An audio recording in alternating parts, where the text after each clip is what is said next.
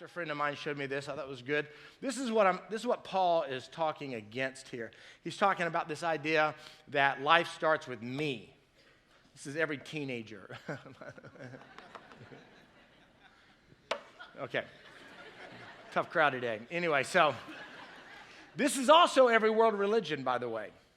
Every world religion starts with you. And your job is to earn God's acceptance. And so, except for Christianity, this is the theology. You look at it, Mormonism, any of those. They talk about here are the things you've got to do to earn God's acceptance. And all those things start with you, and then they go to good deeds. So I've got to do some good deeds. Here's the things I've got to do in order to get God's acceptance. And if I do those good deeds, then that leads to a good life. Right there, I get a good life out of this deal. And that, if it's good enough, which this is why we wear out, by the way, we never get a grade. We don't know if it's good enough when we need it to know if it's good enough. So it seems indefinite. Like, is this good enough? Am I good enough? I mean, that's it. But we don't know that. But we hope one day when we die we were good enough. And so we get God's acceptance. Oh, hello. God's acceptance. No! And the whole thing falls apart. Okay, so that's the first time that's happened. So let me put it back together. Because what you can see here, it's actually a great illustration, is there's just no way your good deeds and you be at the center of your life can support this whole deal, okay? It's really precarious, okay? And it doesn't work, but it's what we know. This makes sense to us, actually. This isn't crazy. This is rational. This is the world you live in. Good works, do good. This is every relationship you probably have. This is what you've got to do. In other words, your work environment, your boss is not going to give you a raise and a promotion and more money because he's a good guy. He's going to give you what you deserve. That's what your parents told you, I hope, is that you get what you get out of it what you put into it, right?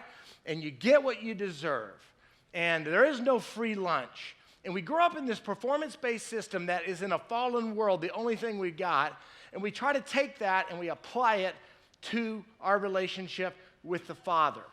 So there's something in our economy, in our souls that says, this can't be right. All I got to do is believe in Jesus, and that's it. Come on, I got to do this. I got to do the other thing. I got to show up at church. I don't even like church. I got to go because that's the cost of going to heaven, you know? And I'm going to gain God's acceptance through this. It's everything. With the exception, possibly, you could relate to, that's probably not how we love our children. We love our children probably more unconditionally. But with our spouse, it becomes very conditional, you know. I don't know why that is, but it's like, you scratch my back and I'll scratch yours. She says, I ain't touching your back. And so it's that kind of thing. So that's what happens. But our children, we're stuck with them, so we love them, right? And but there is a problem with children. This is, again, parenting extra here. If you're a parent, this will help you. You may love your children unconditionally, but if for whatever reason, because you want the best for your children is usually the motivation, your children get the idea that their performance gains your affection, it'll screw them up in a big way. If it's on the baseball field or the golf course or the volleyball, if somehow you love them or it's not about what if they think you love them more when they make better grades or do better, man, that'll mess them up. Unless they're the firstborn, then they'll try harder. But I was the middle kid, so it was like, I'm out, you know? I mean, I can't, I didn't actually do that. I just wanted to. And that's kind of how it works, right? And you just kind of said, I'm out of here, because you wear out. You don't know, because you go home, and it's not the preacher, it's mom and dad telling you more stuff you got to do. And even though, that was very good, but I think you can do better. I think you can do better. I think you can do better. Your firstborn might go with you, but after that, man, I can't do any better. I'm tired. That's it, you know? So this system is part of our world, and and performance-based relationships always create distance, not intimacy, always, okay? So that's not the way it works with God. The way it works with God is actually quite the opposite. The way it works with God is it starts with God's acceptance. God so loved the world, he just decided to love you. He knows all about you before he created you. He knew every hair on your head or lack thereof.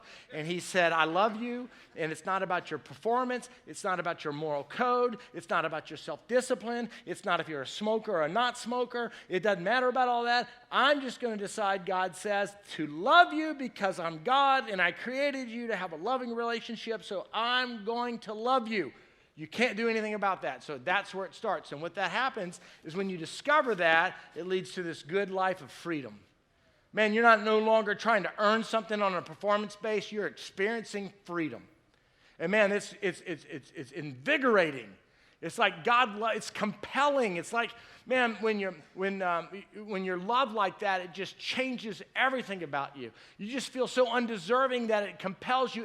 It arrests your soul. That's what it does. It's arresting to you. And you go, oh, man, I can't believe he loves me because I know all the junk in my life and my thoughts and all that stuff, and he knows and he loves me anyway. And it just gives me this good life of security in Christ, not security in me, and it gives me freedom. No longer am I bound to trying to earn something. I got it. Does that make sense? Say yes. So that leads you to change. And you go, oh, man, it's just so compelling. Not because you want to earn God's acceptance, but because you've got God's acceptance, you start living differently.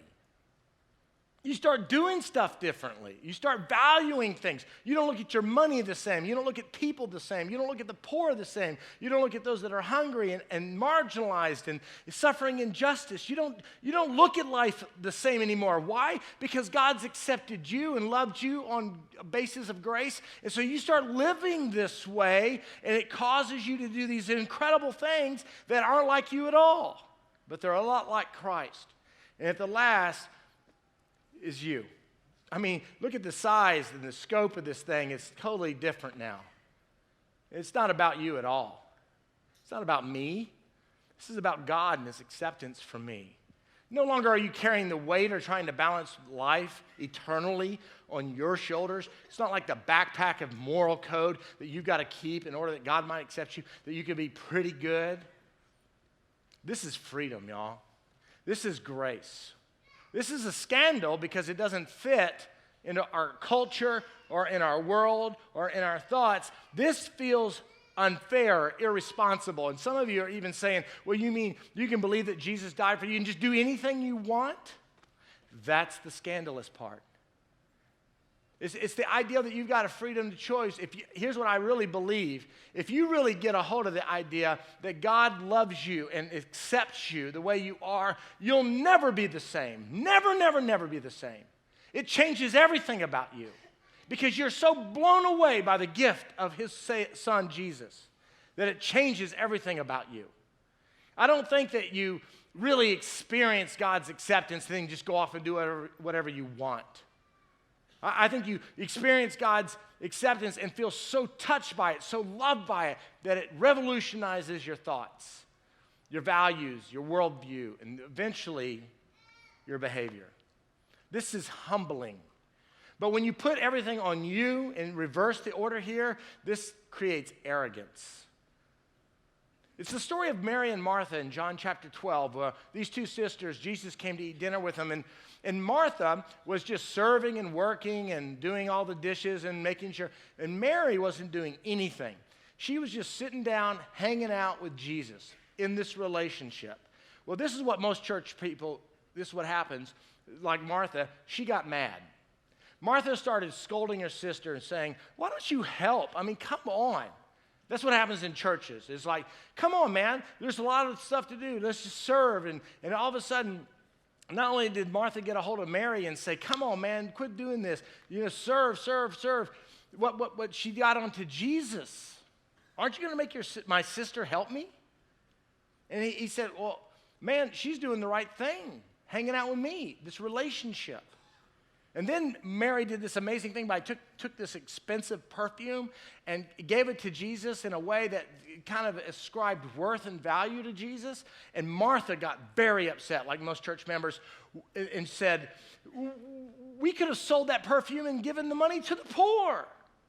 I hear that around here. Why are we spending money on all that fancy stuff? We can give the money to that kind of deal, And it's that kind of, well, I'm right and everybody else is wrong. And Jesus corrected Martha, not Mary, and said, you're not going to have me here for long. Mary's doing the right thing. See, here's what I believe. You can get so busy trying to be a good Christian that you'll miss Jesus in the whole deal.